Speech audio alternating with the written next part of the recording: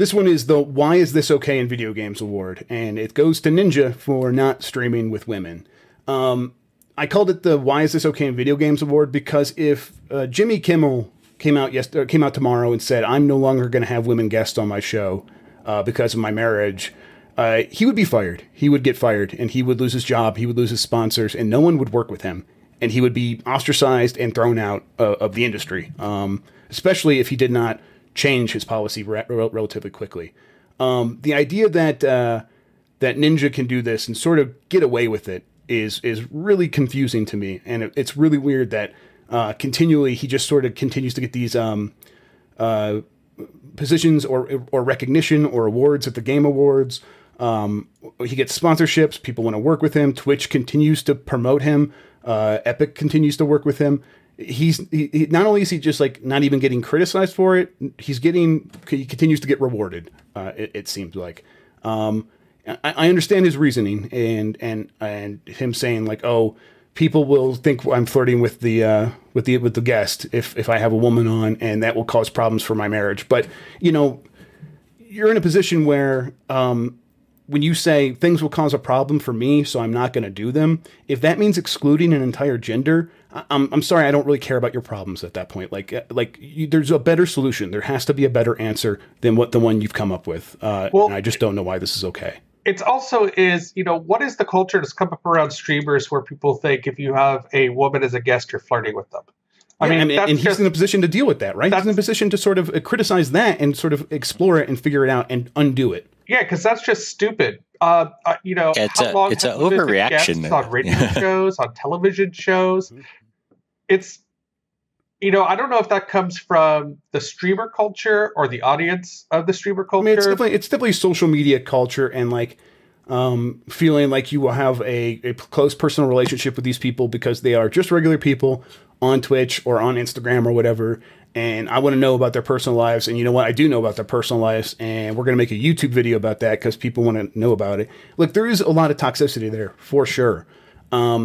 I just don't like it. You just can't say the answer to this is to not stream with women. Yeah, it's like an overreaction. It's like an overreaction to a non-existent threat, right?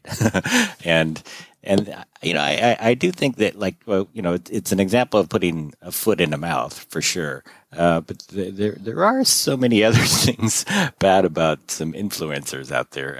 You know, we could get started with Dr. Disrespect making fun of Asian people by mimicking some kind of Asian speech, right? Or in those cases, though, I think a lot of these other streamers have sort of paid some of a price where. It does seem like they've lost some of their cachet, and some sponsors are less willing to work with them.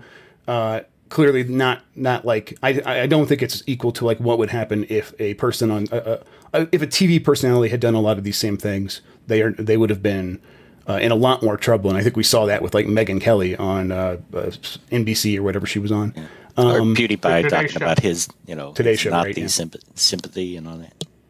Right, yeah. I mean, and PewDiePie has like sort of paid a price, but he's still making like $12 million a year or something like that. Well, there's a whole Washington Post piece about him talking about his, actually talking to 9-year-olds who watch him. Just went up today. Yeah, and he continues to be the fastest growing channel because they're in what I would characterize as a relatively racist battle with another channel, this Indian Hollywood trailer channel that is. It's popular because it turns out India has a lot of people, and people who consider YouTube their home turf and consider PewDiePie the mascot of that home turf are feeling threatened by this incoming culture that they don't recognize and aren't familiar with, and they're responding by like just promoting PewDiePie and say, "Hey, go subscribe to PewDiePie because we need to win this fight." And he is completely 100% like saying, yeah, let's do this. And it does, all of that comes from what I would characterize as a racist place. So, like there's a lot of bad stuff happening in this whole side of things. It just, to me, the one thing that it does seem like Ninja did just get away with this. And he continues to get away with it without any repercussions. And it's, that's the most frustrating one to me for sure. I guess he did stream with Ellen. Yes, he went on her television show for sure. He'll stream with a woman if it's going to increase his profile for sure. Yeah.